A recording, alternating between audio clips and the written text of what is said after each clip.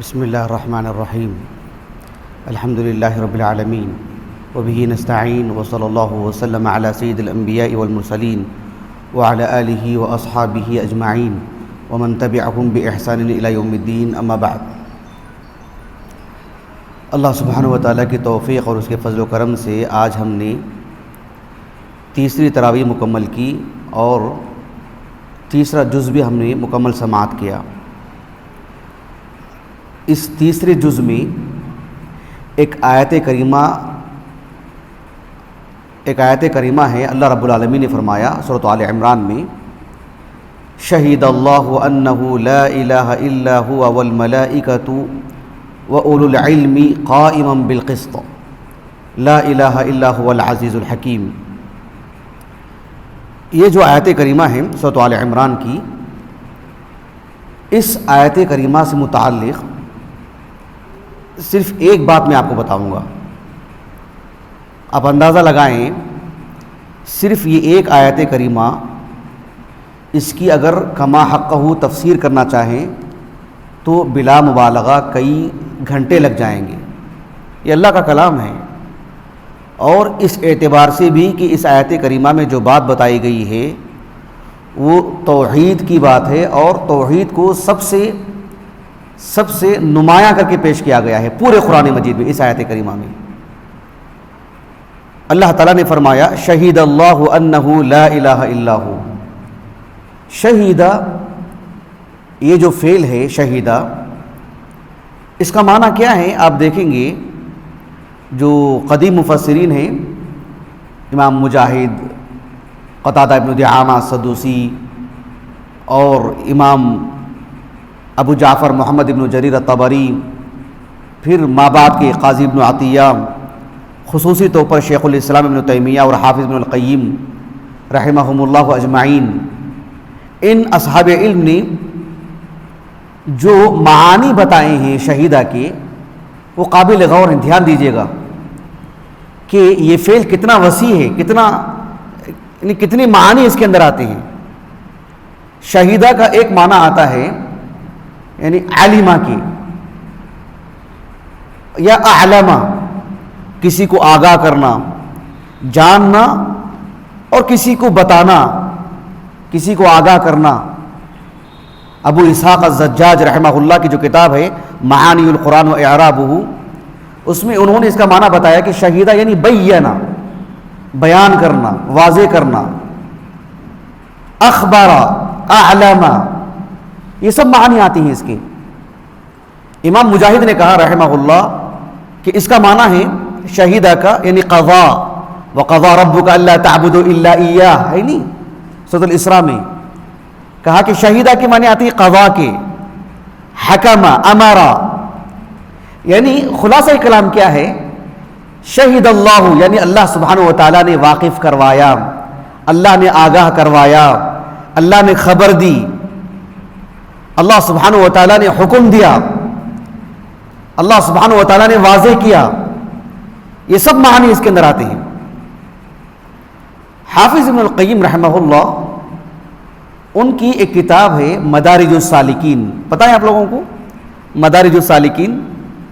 اصل میں ایک عالم دین ہے 5ویں صدی ہجری کے، ان کا نام تھا عبداللہ ابن محمد، ابو اسماعیل کنیت ہے ان کی، ابو اسماعیل عبداللہ ابن محمد الانصاری الحنبلی، 480 پر 1 ہجری سے وفات ہے ان کا، 5ویں صدی ہجری کے اواخر کے۔ انہوں نے ایک کتاب لکھی منازل السائرین۔ منازل السائرین، سائر چلنے والا، کیا مطلب؟ یعنی اللہ سبحانہ و تعالیٰ کی شریعت پر چلنے والا۔ منازل السائرین، انہوں نے جو کتاب لکھی 100 منزلیں بیان کی انہوں نے، منزل نمبر 1، منزل نمبر 2، منزل نمبر 3۔ کیا مطلب؟ تدریج، ایک منزل کر کے وہ اللہ کے قریب کیسے پہنچ سکتا ہے، 100 منزلیں انہوں نے بیان کی اس میں۔ حافظ ابن القیم رحمہ اللہ نے اس کتاب کی شرح لکھی، اس کا نام رکھا مدارج السالکین بین منازل ایاک نعبد و ایاک نستعین۔ اس میں اواخر میں توحید کی جو منازل ہیں، مراتب ہیں، اس کو بیان کرتے ہوئے ابن القیم رحمہ اللہ نے کہا کہ شہید اللہ انہ لا الہ الا ہو، کہا کہ شہید یہ آیت کریمہ تضمنت هذه الآیة المراتب الاربعہ، یہ آیت کریمہ توحید کے 4 مراتب کو بیان کرتی ہے اللہ کے بارے میں، کہ اللہ سبحانہ و تعالیٰ گواہی دیتا ہے۔ کیا مطلب اس کا مطلب یہ ہے کہ سب سے پہلی بات علم اللہ سبحانہ و تعالیٰ بذالک، کہ پوری کائنات کا علم اللہ کو ہے، اللہ سبحانہ و تعالیٰ کو اس کا علم ہے کہ اللہ ہی اللہ ہے، اللہ ہی معبود برحق ہے۔ اننی ان اللہ کہا اللہ نے، لا تتخذوا الہین اثنین کہا اللہ نے، یعنی اللہ سبحانہ و تعالیٰ کو اس کا علم ہے کہ اللہ سبحانہ و تعالیٰ ہی معبود برحق۔ اور دوسرا مرتبہ کیا ہے؟ کہا کہ وَتَكَلَّمَهُ بِهَا، اللہ رب العالمین نے توحید کے بارے میں کلام کیا۔ اور تیسرا مرتبہ یہ ہے کہ وَإِعْلَامُهُ وَإِخْبَارَهُ لِخَلْقِهِ بِذَلِكَ، اللہ سبحانہ و تعالیٰ نے توحید سے متعلق لوگوں کو باخبر بھی کروایا، قولاً اور فعلاً۔ قولاً کیسے؟ انبیاء کو بھیج کر، کتابیں نازل کر کے۔ فعلاً کیسے؟ اتنی بڑی کائنات اللہ نے بنائی جو توحید کی گواہی دے رہی ہے۔ اور چوتھا مرتبہ بتایا وَأَمْرَهُمْ وَإِلْزَامَهُمْ بِهِ، اللہ سبحانہ و تعالیٰ نے صرف توحید کے بارے میں خبر نہیں دی، صرف واقف نہیں کروایا، صرف دلائل نہیں دی، بلکہ اللہ سبحانہ و تعالیٰ نے لازمی قرار دیا کہ اللہ کی توحید کو اختیار کیا جائے۔ یعنی شہید اللہ کا مطلب ہی یہی ہوتا ہے کہ ایک مسلمان جب اس بات کو پڑھتا ہے، بالخصوص ایک عالم دین، تو اس کے لیے ضروری ہے کہ سب سے پہلے وہ توحید کا علم اچھی طرح حاصل کرے، پھر اس پر کلام کرے، گفتگو کرے، اس سے متعلق وقت وقت پر بتائے حکیمانہ انداز میں۔ اور تیسری چیز یہ کہ اس کی نشر و اشاعت کرے، اسے عام کرے۔ اور چوتھی چیز یہ ہے کہ لوگوں کو بتائے کہ تم اس کے مکلف ہیں، کہ تم توحید کو قبول کریں، توحید کو مانیں۔ اس شہیدہ کے اندر اتنی وسعت۔ اب جانتے ہیں یہ جو دلیل ہے نا، شہید اللہ انہ لا الہ الا ہو، قرآن مجید میں توحید کی کتنے دلائل ہیں اندازہ لگائیں آپ۔ اہل علم کہتے ہیں کہ توحید کی یہ سب سے بڑی دلیل ہے، قرآن کی سب سے بڑی دلیل۔ کیوں؟ کوئی بول سکتے ہیں کیوں؟ اس لیے کہ اس میں اللہ رب العالمین خود گواہی دے رہے ہیں، شہید اللہ انہ لا الہ الا ہو، کسی اور سے نہیں کہلوا رہے ہیں، خود اللہ گواہی دے رہے ہیں۔ سورۃ الانعام میں ہے اللہ تعالیٰ نے کہا قل ای شیء اکبر شہادہ قل اللہ شہید بینی و بینکم، یعنی اللہ کے رسول صلی اللہ علیہ وسلم سے کہا گیا کہ لوگ پوچھتے ہیں کہ سب سے بڑی دلیل کیا ہے؟ کہ آسمان ہے، زمین ہے، ہوائیں ہیں، خود انسان کا نفس ہے، کون سی دلیل ہے سب سے بڑی؟ خود اللہ کا یہ کہنا کہ اللہ سبحانہ و تعالیٰ معبود برحق ہے، یہ سب سے بڑی دلیل۔ اب جانتے ہیں ایک کائنات کا ذرہ ذرہ توحید کی گواہی دے رہے ہیں نا، انسان کا نفس ہے، پوری کائنات ہے، لیکن اللہ نے کیا فرمایا؟ دیکھو سورۃ فصلت کی بالکل اواخر میں آخری آیت کریمہ، آخری سے پہلی والی جو آیت کریمہ ہے، سنریہم آیاتنا فی الآفاق وفی انفسہم حتی یتبین لہم انہ الحق۔ حالانکہ اللہ نے کیا فرمایا؟ ہم کائنات میں زمانے کی رفتار کے ساتھ ساتھ متعدد دلائل فراہم کرتے رہیں گے تاکہ بات واضح ہو جائے کہ قرآن اللہ کا کلام ہے، محمد اللہ کے رسول ہیں صلی اللہ علیہ وسلم، آخرت برحق ہے۔ لیکن اللہ نے کیا فرمایا؟ یہ دلائل اپنی جگہ پر، آسمان، زمین وغیرہ وغیرہ، اولم یکفی بربک انہ علی کل شیء شہید، کہ تمہارے لیے تمہارے رب کا کہنا کافی نہیں ہے؟ آسمان کو بطور دلیل پیش کرنا یہ اصل ہے کیا؟ زمین کو بطور دلیل کی پیش کرنا یہ اصل ہے؟ یا صرف تمہارے رب کا کہہ دینا کافی نہیں ہے تمہارے لیے؟ یہ سب سے بڑی دلیل ہے۔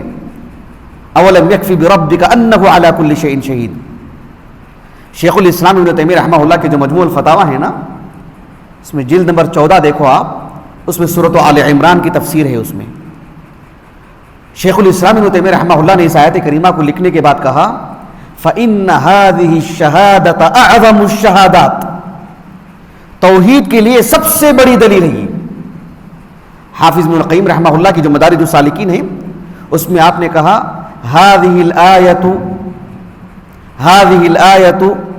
أَجَلُّ شَاهِدٍ أَجَلُّ شَهَادَةٍ یہ آیت کریمہ سب سے محترم دلیل، اجل شہادت واعظمها واعدلها واصدقها من اجل شاہد، اللہ رب العالمین کی طرف سے یہ سب سے بڑی دلیل توحید کی، اس سے بڑی دلیل کوئی نہیں، اس سے بہتر دلیل کوئی نہیں، اس سے صاف ستھری اور اس سے زیادہ اپنے اندر سچائی لیے ہوئے دلیل کوئی نہیں کہ اللہ نے کہہ دیا کہ میں تمہارا معبود ہوں، بس یہ سب سے بڑی دلیل۔ سبحان اللہ، سمجھ رہے اس بات کو آپ؟